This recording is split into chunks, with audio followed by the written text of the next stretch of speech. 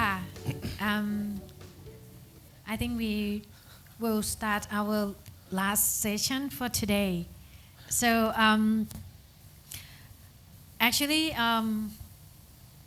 I would like of you to welcome Dr. Nasser. He's my classmate, and he's the one who actually working with BRI since he was a PhD student at NC State. Dr. Nasser is now the Vice President Animal Health and Nutrition of BRI. He joined BRI long time ago actually, and before that you worked with Novus. Right? I started with BRI, then went to Novus and for then 10 years, then came back to BRI. Okay, so he received his undergrad degree in the production and management, and master degree in animal nutrition and microbiology from University of Jordan at Amman. Amman, Jordan. Yes. Okay, in Jordan. He owned and operate a commercial broiler production farm for a few years in Jordan, where he gained first-hand experience in animal and feed industry. He also hold a PhD in nutrition from North Carolina, where we have met for the first time. Okay, everyone please join me to welcome Dr. Nasser in the topic of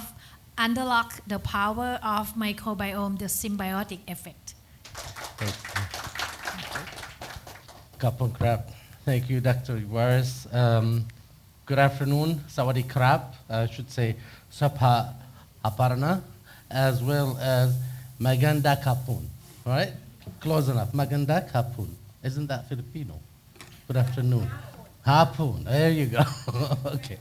All right. So I appreciate everybody's attention. I know it's very difficult after lunch that everybody's like, okay, I need a nap. So bear with us. We're almost going to be there. Dr. Sarah Pahm and I will go through the last topic and get to the point to, okay, what does this all mean? We listened to Dr. Rauber as well as Dr. Van Immerseel. Both of them, Ricardo and Filip, touched on very important points. And why is it important for us to look at feed additives that would help improve the gut microflora and the gut microbiome, and why should we focus on that? What is the benefit? And we've listened for hours about all of that, and next we're going to talk about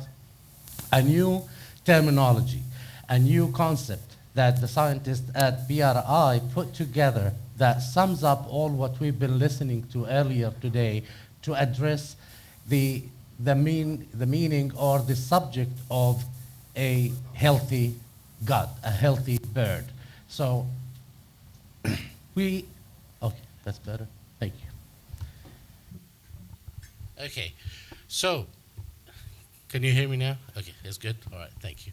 So one of the major topics which everybody touched on today are the problems, are the diseases, whether it's caused by management issue, heat stress, an actual disease. There are some of these that are very important for us in the commercial poultry industry. Some of those are the necrotic enteritis, which mainly driven by Clostridium perfringens, coccidiosis, colibacillosis, salmonellosis. These are very important diseases everywhere in the world, especially in hot, humid conditions like we are living nowadays. The costs of such disease can be in the billions, 20 billions up to 40 billions in certain years are the damages that happen due to these main diseases. So these are hard to eradicate. Like Dr. Robert said, you can reduce the salmonella, you can reduce the coccidia, you can reduce the clostridium, but eliminating it is a challenge. It's very hard, it's very difficult. So we have to learn how to, if we are not going to use a therapeutic level of antibiotic, or if we're using AGP or not using an AGP, we have to know how to reduce the levels of these. And even after such, we are left with subclinical levels and infections which will continue to impact the production, continue to impact the performance, and it's also impacted by the feed quality, the management, biosecurity, not just the disease causative agents itself. Solution to that, as we all know, Can be by vaccinations, antibiotics, anti-inflammatories, and other drugs that can treat it. But even after treatment, we will still have a negative impact on health of the animal and may leave residues as well in the animal and or the environment. So, antibiotic growth promoters have been around since the mid-1900s. A few decades in, people started realizing that we may have negative impacts due to the use of AGPs. There will be an increased resistance of different microorganisms or different antibiotics, and also the risk of possible non-treatable disease. So, after that, and in the 80s as well as the 90s, we started seeing bans, regulations, and pressure from different governments to not use AGPs, starting in Europe, followed by other countries, including Thailand, including other regions, and now the US is also imposing the, no antibiotic ever usage, etc. So it's very important to get to a point where we can do commercial production without the use of antibiotic. One of the major points that helps is feeding different feed additives that will give you the benefits or the impact that antibiotic growth promoters will give you, like both Ricardo and Filip both mentioned. And some of these will have, or the strategy of feeding it would have to be optimal. And when we say optimal is how do we use it? What kind of type, what kind of the severity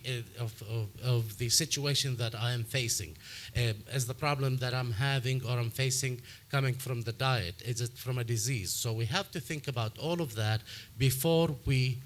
end up defining or deciding which feed additives to use and which combination to use. So, examples of which, prebiotics, probiotics, enzymes, phytobiotics, etc. There are so many, like Filip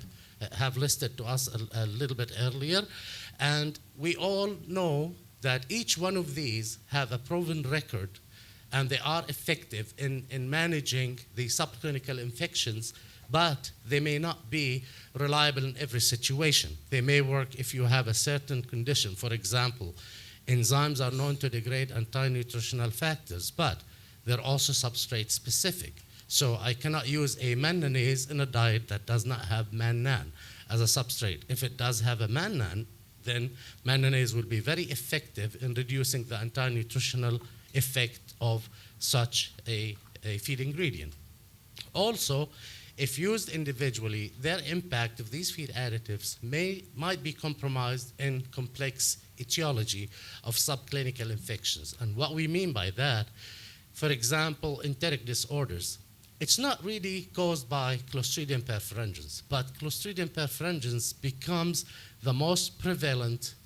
etiology of necrotic enteritis because it's a very dangerous microorganism. And when it grows or overgrows, then it is not the only disease factor, but it's a combination of all of these microorganisms that cause necrotic enteritis. So one feed additive alone is not going to be able to take over and defeat the Clostridium or the other etiology. So it becomes more complex than what we really want. And finally, is there a perfect approach? So we know we need to add feed additives, and we have to put some of those. But the most important component of this is the synergy. We have to make sure whatever we add together in combination work side by side to give the impact or the benefits sought that we want to reflect on the animal. In other words, the optimal goal is supporting a healthy gut environment to allow a positive gut microflora balance and maintain innate functions. We don't want to change the way the animal works. No, we just want to maintain a healthy innate functions that promotes a strong immune response. So we want to help the animal defend against the external factors as much as we can. This is really the optimal point of it. Doctor, do you want to go ahead and? Right now or at the end? It's up to you. Okay, I can do that. ก็เริ่มต้นนะคะเช้าที่ผ่านมาเราคุยกันเยอะแล้วเรื่องของปัญหาสุขภาพทางเดินอาหารเนาะแล้วก็ตอนที่ดร.ฟิลิปทิ้งเมสเซจเอาไว้ก็คือว่าในเรื่องของการปรับปรุงสุขภาพทางเดินอาหารเนี่ยแน่นอนละว่าเราจำเป็นที่อาจจะต้องคอมไบน์หรือแม้แต่ของ Ricardo เองก็เมนชั่นว่าบางทีการใช้ additive เนี่ยตัวเดียวเนี่ยมันไม่สามารถที่จะ cover ปัญหานะคะก็เช่นเดียวกับที่Nasser นะคะ address มาเมื่อ 2-3 สไลด์ที่ผ่านมาคือความสูญเสียที่เกิดขึ้นจากการที่เรามีภาวะของการเกิดโรคหรือว่าการเกิดปัญหาสุขภาพในการผลิตไก่เนี่ยนะคะมันค่อนข้างสูงมากแต่ละปีตั้งแต่20-40 บิลเลียนซึ่งเราพบว่าจริงๆถ้าสามารถแก้ปัญหาตรงนี้ได้เนี่ยอินคัมที่ได้มันก็จะเยอะขึ้นและแน่นอนว่าการใช้ยาปฏิชีวนะเนี่ยมันมีทั้งโปรทั้งคอนคือมีทั้งผลดีกับผลไม่ดีนะคะเพราะฉะนั้นแล้วเนี่ยในส่วนของการ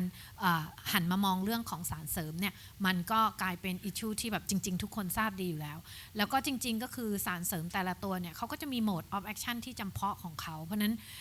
ยกตัวอย่างเช่นเอนไซม์เขาก็อาจจะช่วยย่อยแต่ว่า substrate ก็ต้องจำเพาะหรือแม้แต่ว่าถ้าเราเจอปัญหาของ Nicotic enteritis เนี่ยมันอาจจะไม่ได้สัมพันธ์อยู่กับตัวของ Clostridium perfringens เพียงอย่างเดียวอาจจะมีแบคทีเรียตัวอื่นๆที่หรือปัจจัยอื่นๆที่มีผลเพราะฉะนั้นเนี่ยการ take care ปัญหาอย่างหนึ่งเนี่ยมันไม่สามารถที่จะเสร็จสับได้ภายใต้การใช้ feed additive ตัวใดตัวหนึ่งเท่านั้นนะคะโอเค Thank you. So, where did we stop? What is the goal? This is where the scientists at BRI thought about all of what we heard today, about all of the research, and thought, okay, what's the optimal solution? How can we come up with a solution that will achieve all of that? Supporting a healthy gut environment, that's the goal, that's the objective. And that's really what we define as gut wellness, which is basically bottom line is how do we maintain or allow a positive gut microflora balance, so to be in the right path, in the right direction, and not allow dysbiosis, in other words, to happen. And maintaining the effective innate biological functions. That's important because we do not want to alter or impact in any way the energy and nutrient balance in the gut. We don't want to impact the metabolic pathways, and that will basically result in positive outcome. Not touching how it works, just supporting it, pushing it in the right direction. That's really the objective here. And finally, that will promote a strong immune response. So, the direct modes of action of some of the alternatives that the team looked at, I'm going to look at 3 of them only. We're not going to get into too much detail. We all know how they work. Ricardo and Filip earlier today talked about that and gave us a lot of examples of how these work. But in general, sorry about this. In general, enzymes improve the digestion and utilization of feed nutrients. They degrade anti-nutritional factors, and therefore they release nutrients that are essential for growth, and they have a positive impact on the environment. Probiotics, on the other hand, they also support a healthy gastrointestinal tract. They prevent outbreak of overgrowth pathogens, as well as promotion of the growth of commensal bacteria, and stabilize by doing that the gut microbiome population and support the overall health and immune system. Prebiotics, again, is very important. Again, I talk a little bit more about the prebiotics in the next couple of slides because they are very, very important when we talk about the concept which we mentioned a minute ago, which is symbiotics. So, prebiotics are typically sourced from high fiber ingredients. You can actually either add prebiotics to the diet, or you can add enzymes, and the strong enzymes will act on the fiber present in the feed and release the prebiotics. These prebiotics can be xyl oligosaccharides, can be banana oligosaccharides. There are a range of them, and they have so many health benefits to the gut as well as to the whole body of the animal. They enhance the growth of short-chain fatty acid-producing bacteria, which is very important, as Filip mentioned earlier. They enhance the growth of lactic acid-producing bacteria. And why is that important? Again, because this means more lactic acid production. Lactic acid eventually is converted to butyric acid or butyrate, which, as Filip mentioned, is very healthy and very important sign of a healthy gut. And finally, help improve the balance of the microorganisms that reside in the host intestines. Therefore, they aid greatly in improving overall gut health, immunity, and resistance to pathogens. And of course, they may reduce the prevalence and impact of subclinical disease when they do all of this. So, what does that bring us to? So now we talked about enzymes, we talked about probiotics, we talked about prebiotics. So how do we use these feed additives to optimize response? So many of us think, okay, well, I have a probiotic, I have an enzyme, so why can't I just use what I have? Or should I use, her probiotic with his enzyme and her prebiotic? How do we define this? So do I use it as an individual supplement? Do I use single enzyme, single probiotics, prebiotics or probiotics? Or do I mix them? What works, what doesn't work, and how do we define the best mix? All of these are questions that the team of scientists at BRI had gone through, done their research, done their trials, and as Flemming earlier in the day mentioned, had submitted all these patents years ago after all of that work to get to the proper mix, which we call symbiotics. So what is symbiotics? It's a very important concept that we came up with, which is basically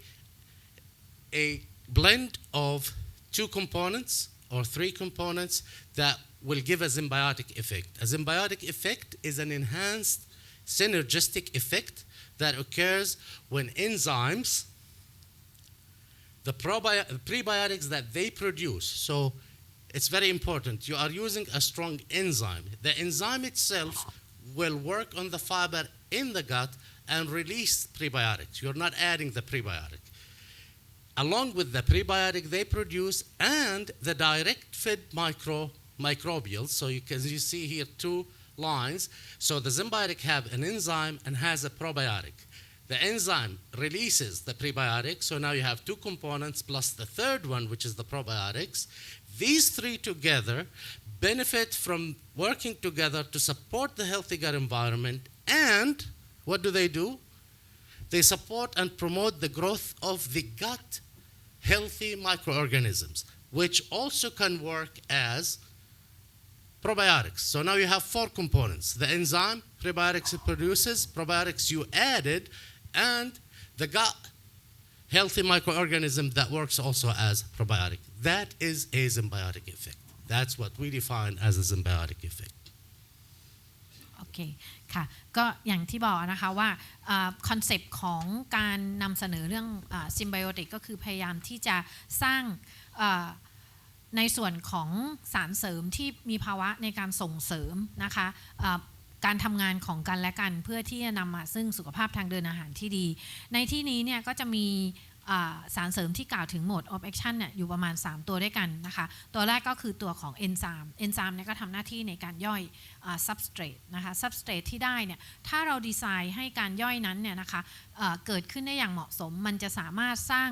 สารนะคะที่มีฟังก์ชันหรือมีหน้าที่เหมือนกับการเป็นพรีไบโอติกที่จะสามารถโปรโมทการเจริญเติบโตของแบคทีเรียที่ดีในทางเดินอาหารได้รวมทั้งในผลิตภัณฑ์ของซิมไบโอติกเนี่ยนะคะยังสามารถที่จะเพิ่มเติมตัวส่วนของโปรไบโอติกซึ่งเป็นจุลินทรีย์ที่ดีเข้าไปด้วยนะคะเพราะฉะนั้นด้วยคอนเซปต์ที่สามารถที่จะสร้างเขาเรียกว่า synergistic effect ก็คือภาวะการทำงานที่ส่งเสริมกันและกันจากการใส่เอนไซม์เข้าไปย่อยตัวของ substrate ก็คือคาร์โบไฮเดรตแล้วได้พรีไบโอติกที่เป็นสาร substance ออกมาแล้วก็โปรโมทการเจริญเติบโตของแบคทีเรียที่อยู่ในทางเดินอาหารที่สามารถเฟอร์เมนต์หรือย่อยไอ ตัวพรีไบโอติกที่ได้เนี่ยนะคะเพื่อการเจริญเติบโตของเขาแล้วก็ผลิตสารที่ดีออกมานะคะโปรโมทจุลินทรีย์ที่ดีในการเจริญเติบโตรวมทั้งการใส่โปรไบโอติกเข้าไปนะคะก็จะกลายเป็นตัวของคอนเซปต์ซิมไบโอติกที่สามารถจะช่วยในเรื่องของการพัฒนาหรือว่าส่งเสริมฟังก์ชันของทางเดินอาหารที่แข็งแรงได้ค่ะโอเค I'm done yeah okay so let's talk about what is the symbiotic that we have and we put together and what we call InzaPro. What are the components that we have and why are they so important? Why are they so synergistically working together to deliver the benefits that later on Dr. Pahm will be reviewing with us to see what does that do when we add it to the feed. So the first component of the InzaPro is the enzyme. You know, we said symbiotics have the enzyme. That's the first component. And it's very important to select a strong enzyme. And what we did at BRI is that we selected a GH11 xylanase. It's a special enzyme from the GH11 family, so we don't need to get into that enzymology detail, but it's a very strong enzyme that is modified to have a strong activity and high heat resistance so that it can stand high temperatures and pelleting. And what it does, it is so powerful that it degrades the cell walls and releases the nutrients that are entrapped, as well as degrade these cell wall fibers into smaller fragments, what we talked about earlier in the day as oligosaccharides or xylo-oligosaccharides, which is the prebiotics. So the enzyme is so strong that it releases these prebiotics. Okay, so why are these prebiotics important? As we said, once they are secreted, they will be picked up by the gut microflora, and they are nourishment. They are the food for these microorganisms. Okay, the question comes to mind, so what? We have 20, we have 50 different types of prebiotic products in the market. What is so unique about this prebiotic? We have to be in the understanding of what is the optimal size of a prebiotic to be considered healthy or to be considered of a positive advantage in using inside the animal gut. So one of these criteria is the size. Now, you know, oligosaccharide means oligo is multiple saccharides. So this can be 2, 3, 7, 12, 15 different sugars linked to each other, whether they are xylose, arabinoxylose, mannan oligosaccharides, all of these together are called units. But what we need in the case of the xylo-oligosaccharides, which is released by the xylanase enzyme, we need to have the structure to be from 2 to 5 or 6 xylo-oligosaccharide units. And why is that important? Because that is a small enough portion to be uptaken and consumed by the beneficial microorganisms, by the healthy gut microflora. That's the food for the healthy microflora. If we released it all, if we degraded it completely to one single sugar, it's readily available for absorption, readily available to be uptaken by any microorganism in the gut. And what does that mean? The aggressive microorganism,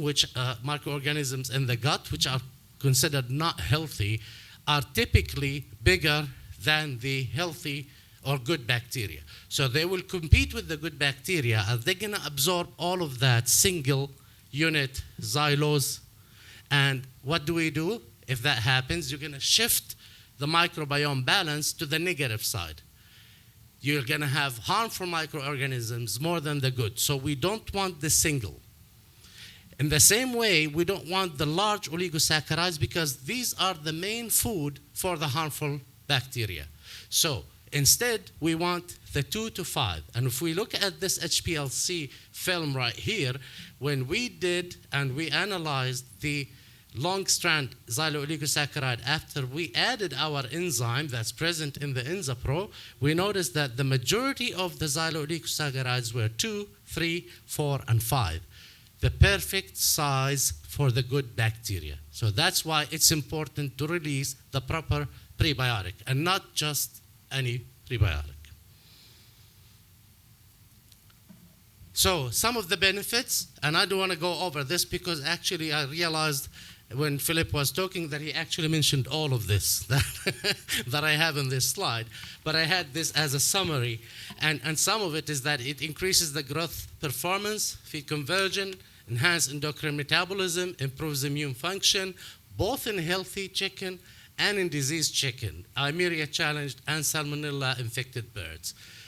It also decreases different pathogens in different situations and increases the growth of what we call good bacteria or healthy bacteria. In this case, in these references, they talk about lactobacilli as well as other microorganisms. This is all reference for you, and it is in the presentation. Okay, and we don't need to talk about this a little bit. So, Dr. Yuwares, you want to cap that? ค่ะก็ด้วยคอนเซปต์ของตัวซิมไบโอติกนะคะก็เริ่มต้นนะคะจากตัวแรกเลยก็คือการคัดเลือกตัวของเอนไซม์ที่จะเอามาใช้ในเรื่องของการย่อยนะคะโดยเอนไซม์ที่คัดเลือกมาเนี่ยเป็นไซลาเนสนะคะในกลุ่มที่มีความพิเศษก็คือเลือกตัวที่มีความสามารถในการที่จะทำงานในเรื่องของการย่อยคาร์โบไฮเดรตในกลุ่มของอาราบิโนไซแลนนะคะได้ค่อนข้างดีแล้วก็มีความพิเศษก็คือเป็น High Heat Stress Tolerance ก็คือสามารถทน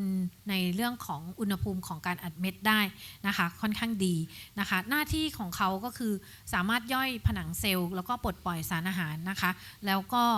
ลดความข้นหนืดได้ด้วยแล้วก็ยังสามารถที่จะย่อยผนังเซลล์แล้วก็ Release Oligosaccharide ที่จำเพาะเจาะจงนะคะนั่นก็คือตัวไซโลโอลิโกแซคคาไลด์ซึ่งไซโลโอลิโกแซคคาไลด์ในความเป็นจริงเนี่ยมันคำว่าโอลิโกแซคคาไลด์จริงๆมันมี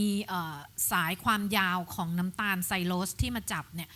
ผันแปรได้ตั้งแต่2ถึง20นะคะทีนี้ไอ้ความยาวของตัวไซโลโอลิโกแซคคาไลด์ที่เกิดขึ้นเนี่ยจะมีผลโดยตรงต่อความสามารถของจุลินทรีย์ที่ดีที่จะนำไปเฟอร์เมนเทชันทำให้เกิดการสร้างช็อตเชนแฟตตี้แอซิดได้เพราะนั้น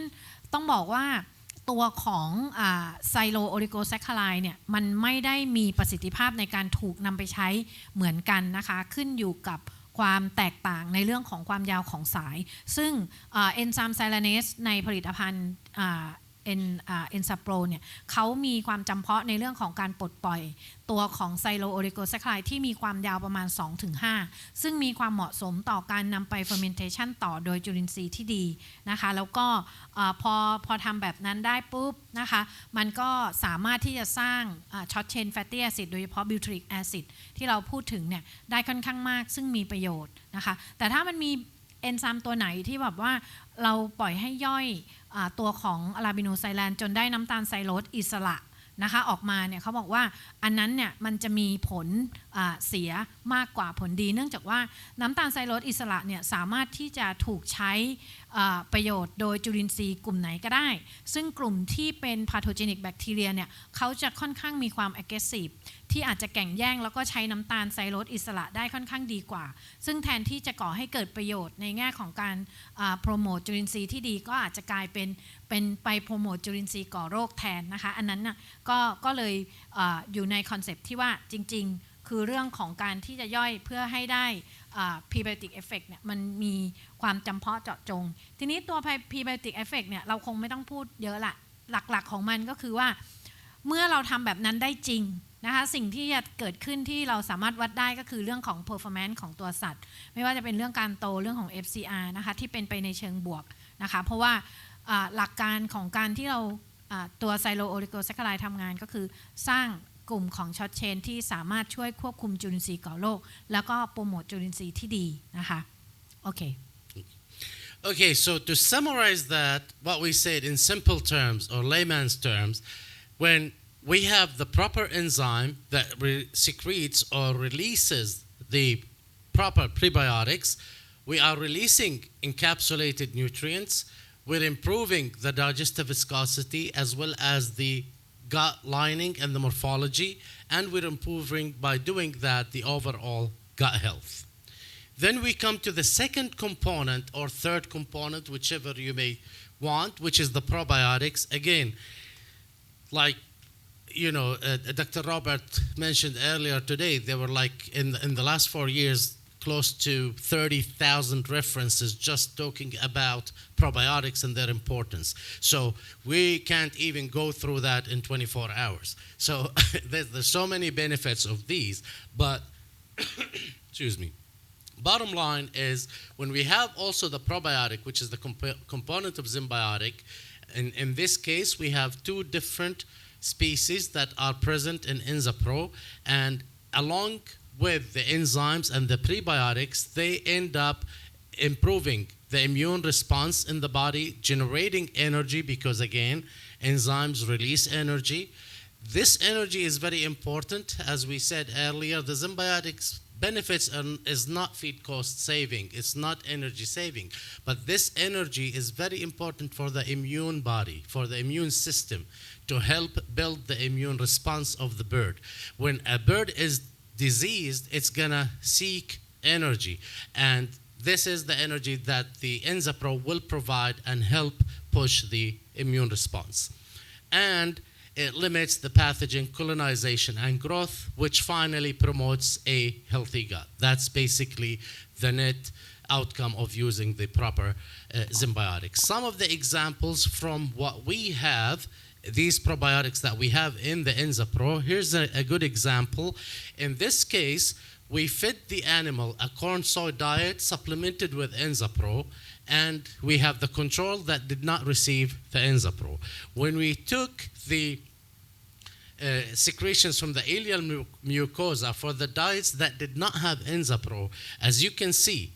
we were able to spot E. coli colonies and are very clear on the Petri dish, on the chrome agar. But when we took from the ileal mucosa of the birds that were fed the diets with the Enzapro, as you can see, there is no E. coli whatsoever in the growth. So that was able to eliminate the E. coli from the lumen of the intestine. Another example, so that's competitive exclusion. So we know that probiotics work either by competitive exclusion, so in other words, they have a bacteriostatic or bactericidal effect. They can also secrete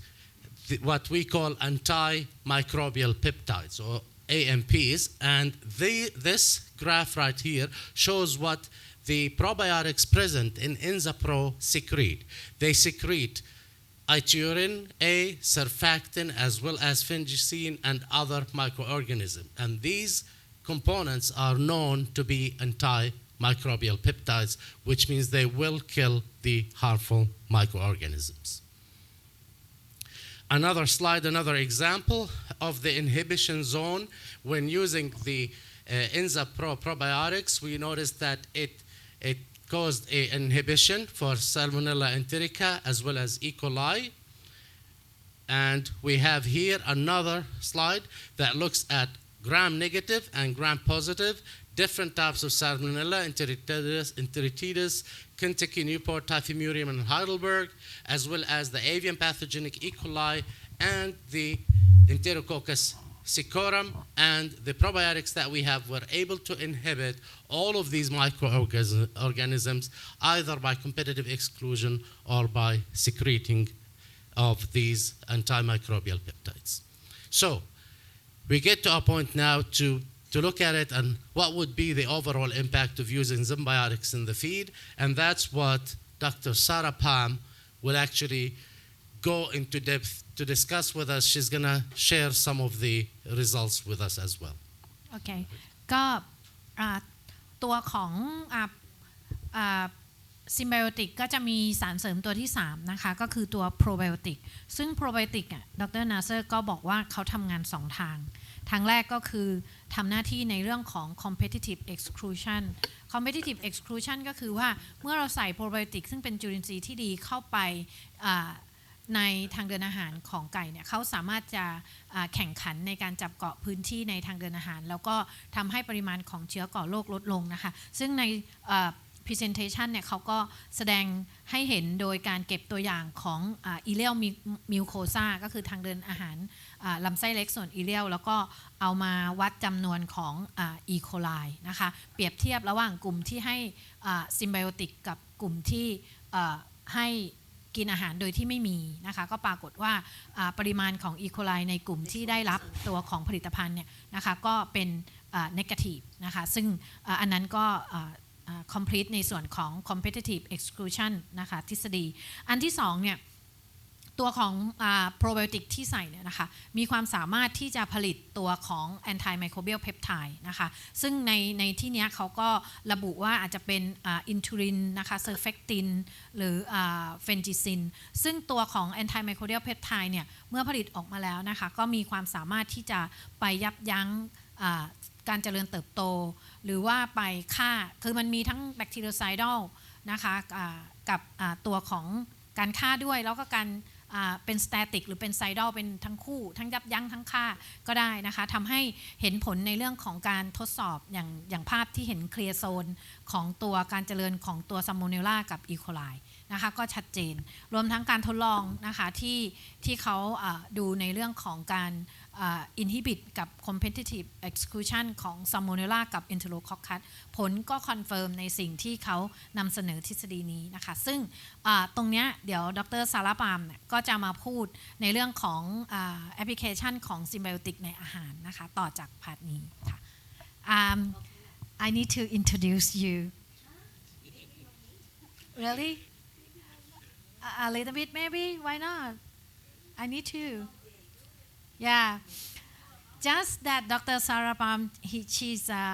technical services manager of BRI at the moment and she has more than 20-year experience in animal feed and nutrition so Dr. Sarah Pahm is actually graduated from the University of Illinois yes and she had been working closely with the APEC commercial director to support the technical and training needs for over 12 countries in APEC, exchange the technical data and ideas with key opinion leaders and key influencers and support the growth of business in the region. So today she's going to talk about the impact of using symbiotics on gut health and performance and liability of poultry. Please. Good afternoon, everyone. I know it's been a long day, right? Yeah. Okay. So, few more slides, just 10 to 12 slides, just for you to wake up. I just need you to just give me a little more time. Okay, just a little more. All right. So, the whole day has been talking of gut wellness, gut health, the four major bacteria that causes us losses in production, E. coli, Clostridia, Coccidia, what's the other one? I forgot, Salmonella. Okay, so there was the concept of synergism, there's the concept of symbiotic, and then now you would be asking whether it really works or not. And you already know that since we are here, it's working. But I would like to show you what we saw, and hopefully you would see something that could probably help your operations today. All right. This is already the summary. See, I know it's a long day. So this is already the summary of what we've found over the years. Now, the first speaker, Mr. Flemming, said that we applied for a patent for EnzaPro. And so when you apply a patent, you need to generate a lot of data.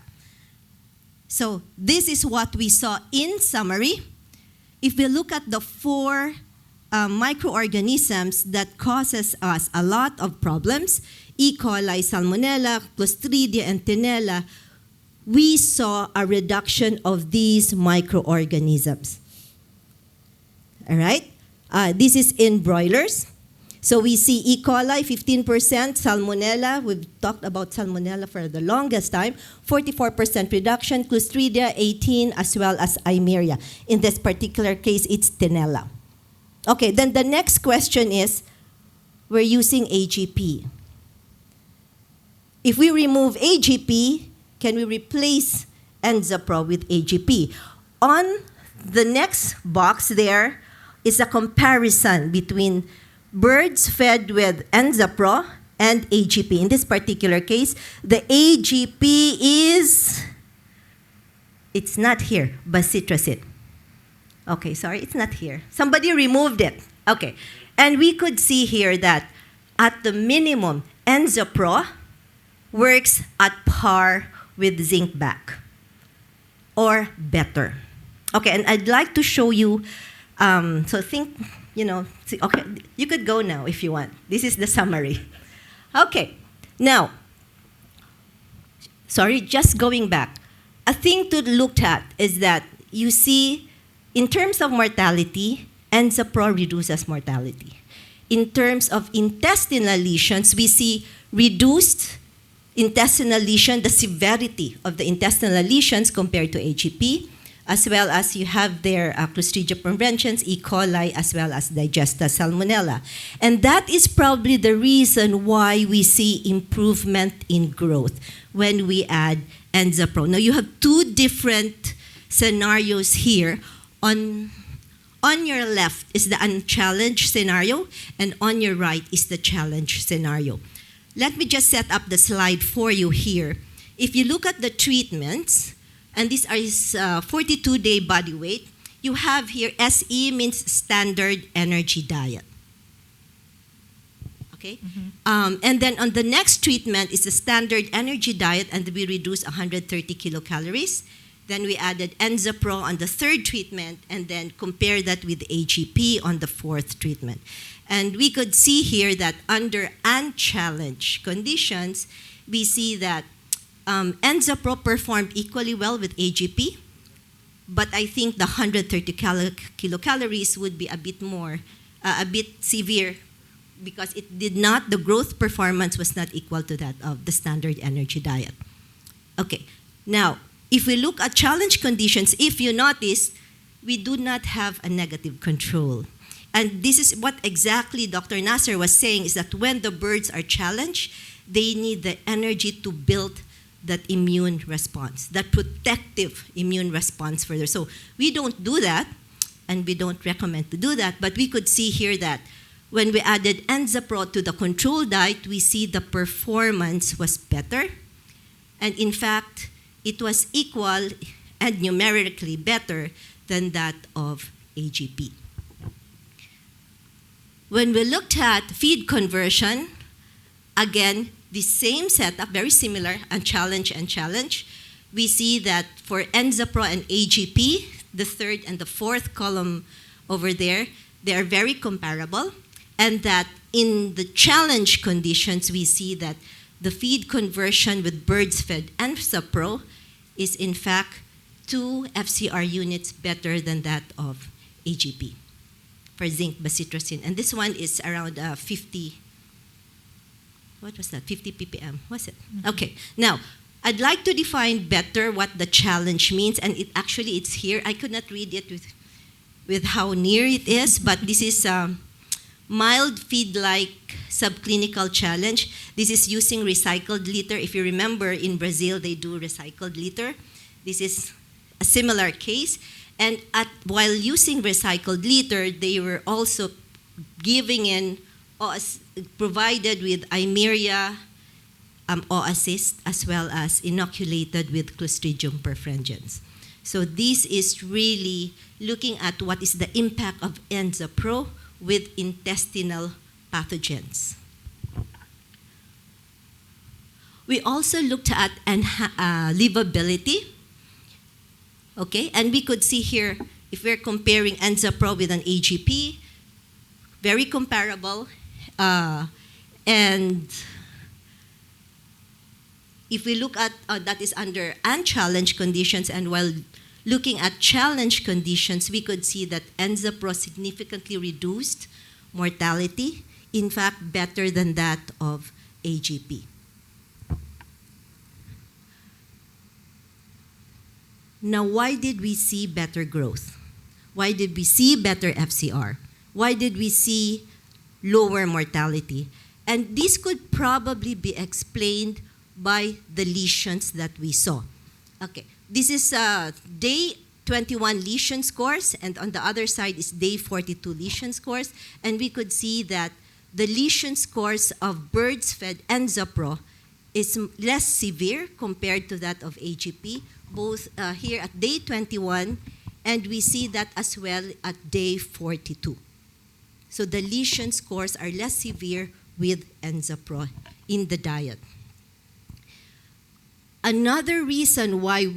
there's a reduction in the severity of the lesions is that we also see a reduction in gut pathogens. In this, in your left is the Digesta E. coli enumeration, and we could see that for Enzapro, Digesta, how come I cannot see so much? Okay, the Digesta E. coli enumeration or count is less than that of AGP, and that's what we want. The lower, the better. Lower challenge. If we look at the 42 Digesta enumeration for APC, that's aerobic plate count, that's total aerobic plate count, we could also see that the addition of Enzapro reduced the number of aerobic microorganisms compared to that of AGP. This slide is looking at Clostridium perfringens. Again, we see less count of Clostridium perfringens with Enzapro compared to that of AGP. And on the other side will be Salmonella incidence in the carcass. Okay, and that's so much concern here in Thailand, considering that it exports broilers to Europe, and that's a very, and this microorganisms is very critical. Okay, and we see here that for Enzapro addition, we see a reduction in Salmonella in carcass relative to that of AGP. More reduction in Salmonella incidence. Okay. We also see a significant improvement in flock uniformity. And that's probably a consequence of lesser severity of lesions and less microorganisms, gut pathogens. Okay? And we see here that in the addition of Enzapro reduced the coefficient of variation, very similar to that of the addition of AGP. In layers, and this is something that I couldn't believe, actually. These are cage layers. These are data from a customer in Taiwan. Okay? And they share this with us where they had problems with Eimeria, coccidia in layers, cage layers. And so what they did was that they added Enzapro at week 25, and we could see that 2 weeks after, we see a 47% reduction in oocyst count. And maybe they couldn't believe it, and so they did a second trial, a different house, but within the same area. And in this particular case, they added Enzapro a bit earlier at 22 weeks, and then we see that around 2 to 3 weeks after, they saw a 56% reduction in oocyst count. Okay, and this one is in cage layers. Aside from coccidia, this is actually a trial conducted in the Philippines. And in this particular case, there was a mistake in the way, in the feeds that was mixed, because originally the intention was that for Enzapro to replace the AGP, zinc bacitracin, in the layer diet. But there was a miscommunication somewhere, so it turned out that all these diets, all these 4 diets, had zinc bacitracin in them. And then we thought like, okay, we're not gonna see anything there. Nevertheless, we had it tested for Clostridium perfringens. We slaughtered the birds, had them tested for Clostridium perfringens in the digesta, and this is what we saw. 4 treatments, we have here a positive control, and this is the number of colony counts that was there, positive control. We have positive control plus Enzapro, you see the number reduced significantly from 551 on the average to 72 colony forming units. We have a negative control here, and then we have a negative control plus Enzapro. Again, you see the reduction in the number of Clostridium perfringens, again in cage layers, in the presence of zinc bacitracin in all diets. So what does that tell you? That even with the presence of an AGP, Enzapro still is able to reduce Coccidia in Clostridia in the birds. Okay, should we be done now? Are you convinced? Okay, so the key takeaway message here is that this is a symbiotic product. We're looking now at the symbiotic effects of having an enzyme that produces the prebiotic, the xylo-oligosaccharides, and plus the probiotic that then metabolizes that the zygo-oligosaccharide into beneficial acids. Okay, and so with that, I hope that you're able to appreciate the fact that this product has been studied specifically for a synergistic effect. So it's I call it 3 in 1, but the effect is 1 + 1 + 1 is equal to 4, not 3. So with that, thank you. I hope I wake you up. You could sleep now if you want, because now it's Dr. Yuwares' turn. Thank you very much. Thank you Sarah โอเคนะคะก็อันนี้เป็นแบบสรุปในส่วนของประสิทธิภาพของตัวซิมไบโอติกก็คือ Enzapro นะคะที่มีการเอาไปใช้จริงๆนะคะในส่วนของยูนิตการเลี้ยงสัตว์ปีกนะคะต้องบอกว่าเขาก็พูดถึงpathogenic bacteria 4ตัวที่สำคัญในอุตสาหกรรมการผลิตสัตว์ปีกก็คือ E. coli, Salmonella,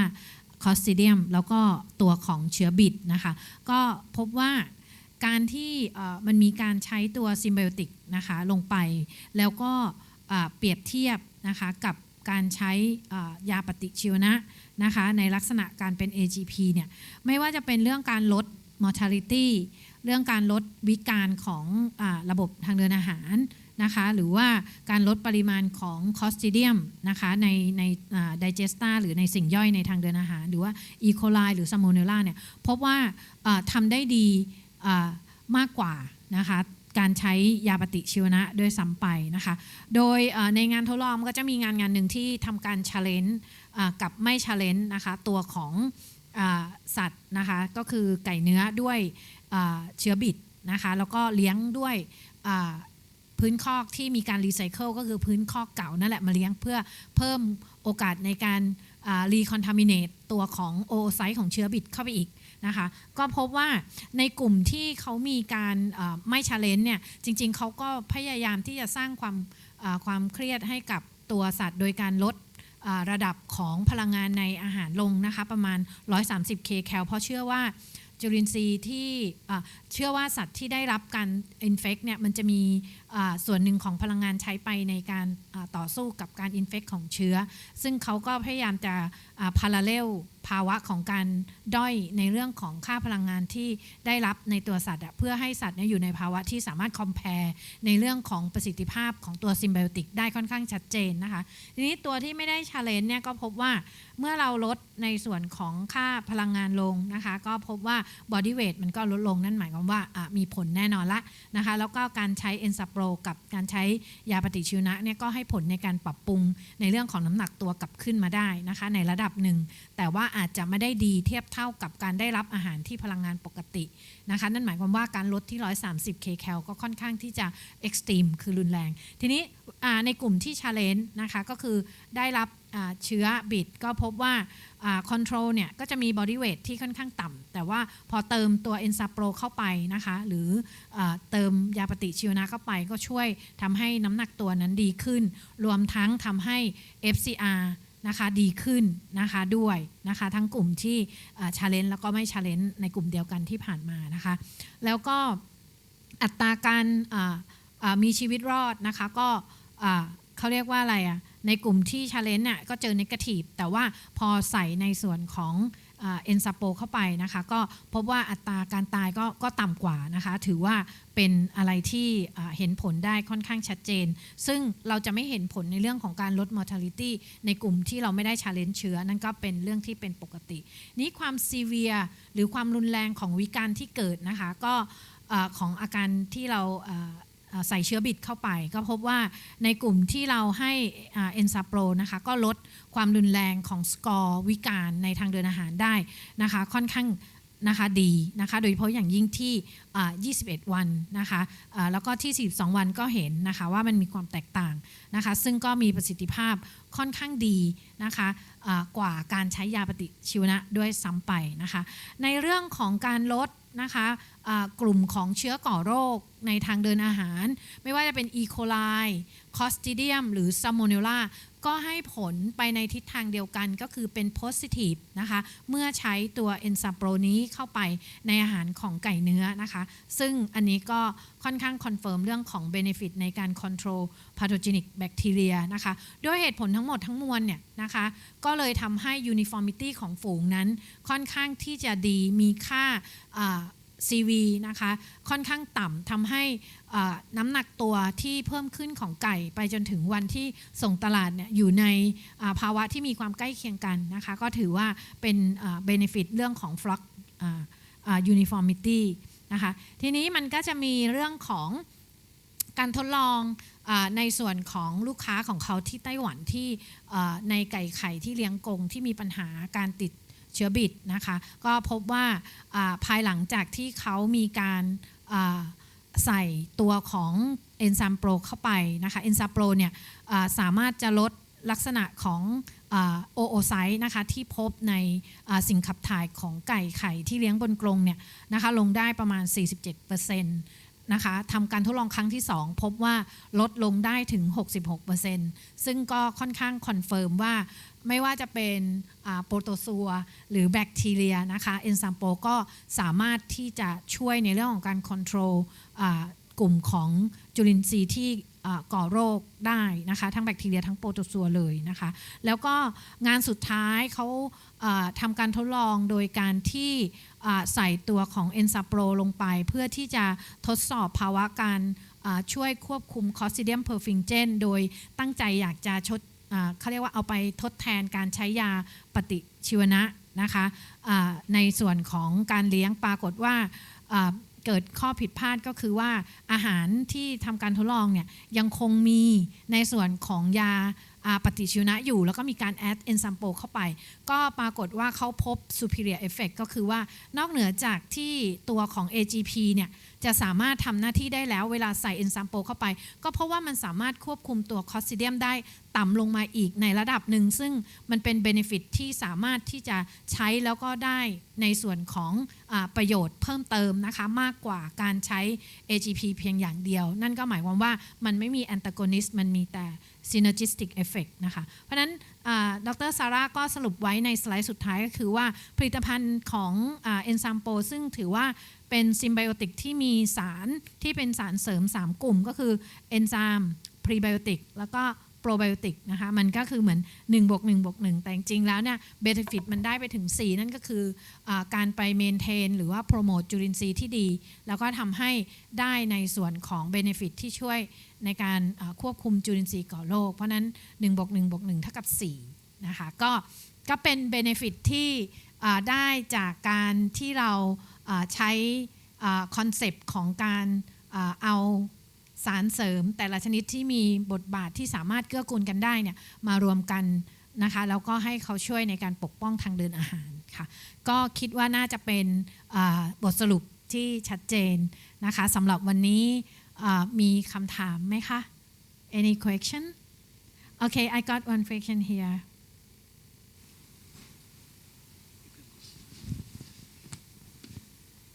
Okay, so the question is there's when Dr. Ricardo mentioned that we have like more than 900 kind of feed additive in the market nowadays. So the question is in terms of controlling the pathogenic bacteria and improve gut microbiota, symbiotics is better than the others feed additive. How is that? I mean, how your symbiotic can improve gut health comparing to others additive? That's a very good question.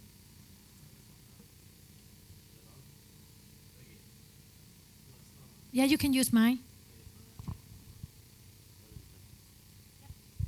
Thanks. Okay, so that's a very good question. Of course, my answer is going to be automatically, of course, Pro is better than everything. That's the straight answer. But really it's the effort that was put into developing what works best. Again, and I don't want to brag about the team at BRI, but we have a team of scientists with over 160 years of experience combined. My research in my master's degree was using probiotics and zinc bacitracine back in 1991. So that's one of many people at BRI. We have a lot of experience in enzymology, in microbiology, and all of that. We have a lot of knowledge. So what I meant to say is that the combination, the symbiotics or the symbiosis of working these things together is what you need to find out.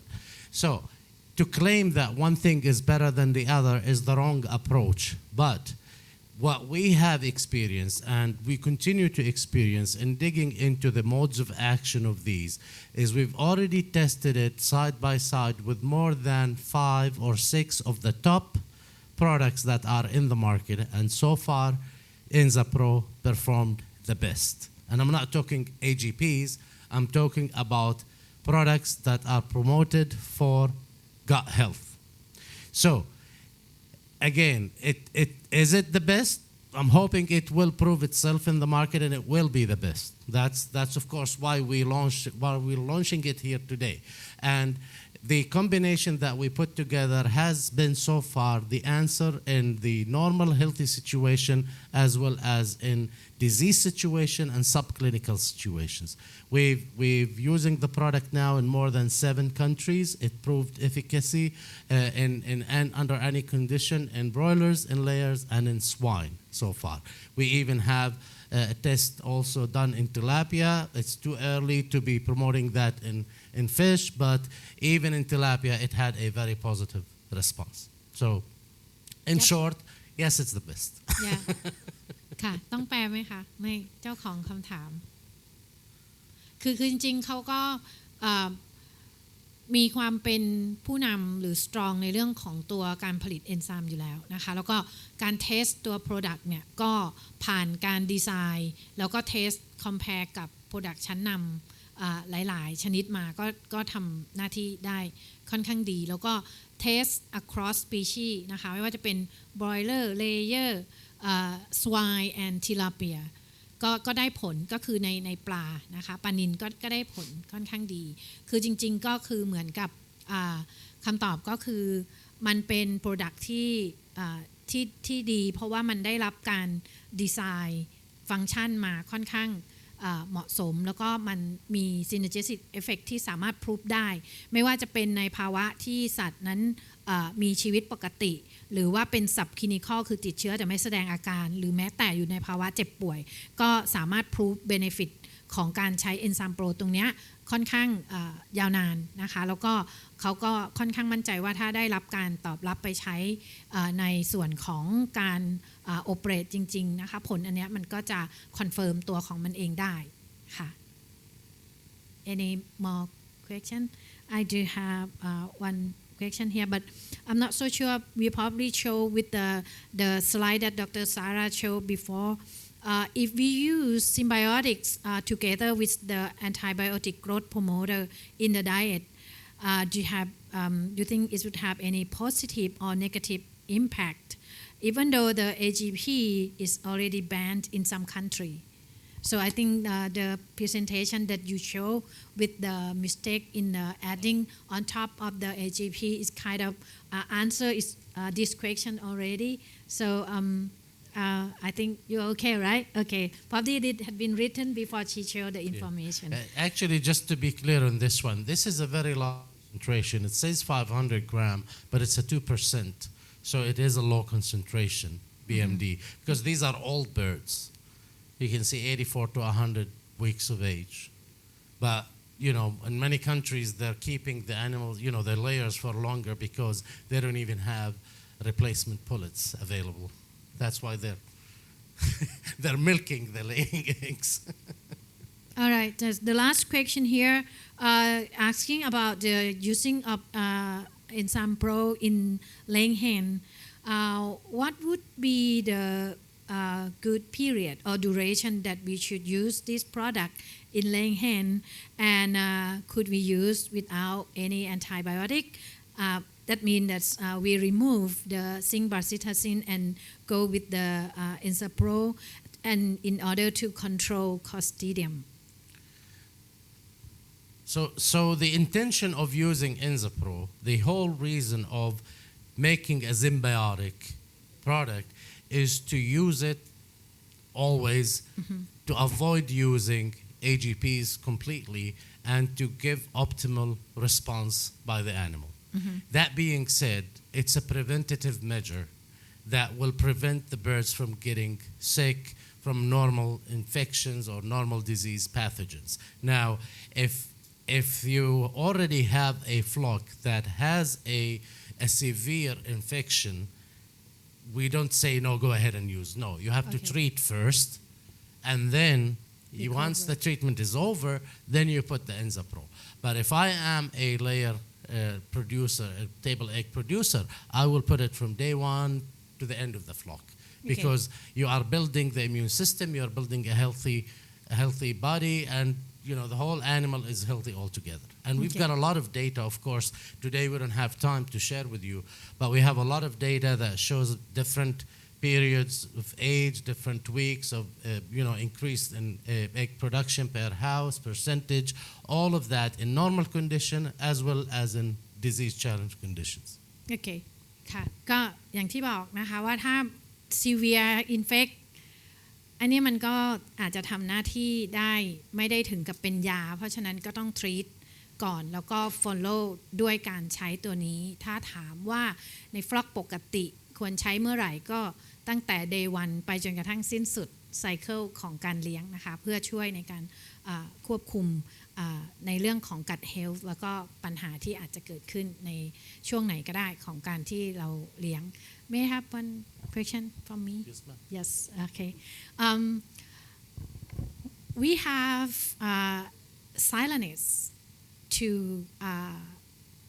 degrade arabinoxylan in the feed ingredients. So my question is comparing between corn soybean meal diet and wheat soybean meal diet, the efficacy of symbiotic would be the same, or can we expect something that we need to make sure? So if we are talking symbiotics in general, or we're talking xylanases specific, there might be slight differences in the type of xylanase. Okay. And this is when I mentioned in this specific symbiotic, the Enzapro, the xylanase we use is a GH11 modified, which really works on both soluble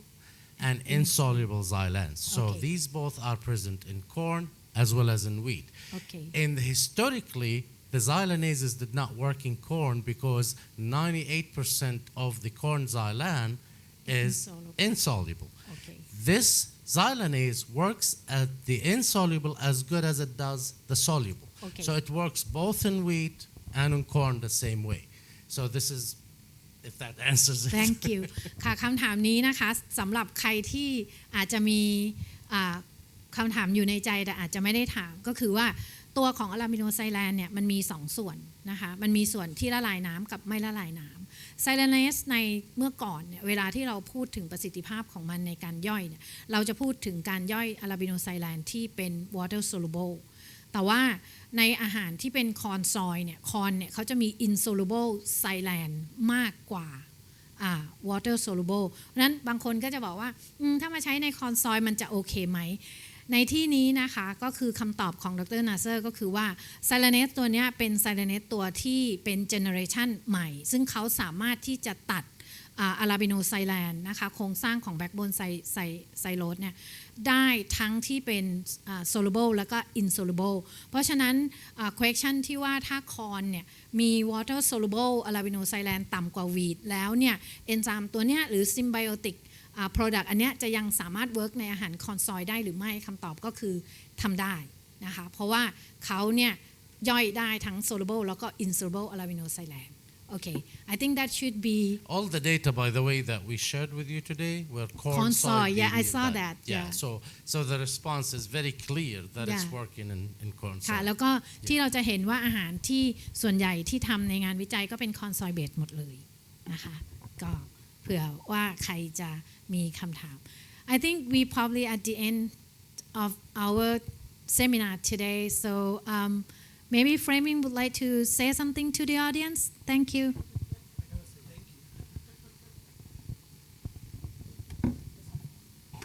Thank you, Nasser, very much. Thank you, Sarah. Thank you, everyone, for staying this late. Very much appreciated. I mean, you waited for the best for last, right? No, I'm just kidding. Sorry, Rauber. But thank you very much for joining. We hope we've gained a little bit of confidence in what we're doing from a scientific perspective, and hopefully gain some interest in not only what we're doing as BRI, but also our partners that we're bringing to share their knowledge with, like Dr. Rauber. Thank you very much for the presentations. It was very interesting to me, for sure, and I'm hopefully to the people we have shared with today, both here and online. And I hope the references to a little more scientific approach with Dr. Immerseel reminded everybody back from when you were in school that there's a lot of stuff going on and a lot of things to be aware of. So thank you very much for joining us. It's been a pleasure, and I hope we get to do it again sometime. At this time, I think it's thank you and appreciate it. And any questions, I think Dr. Rauber, Nasser, and Sarah Pahm will be available outside if there's any bigger other questions. But thank you very much for joining today. It's been a pleasure to have you. Thank you.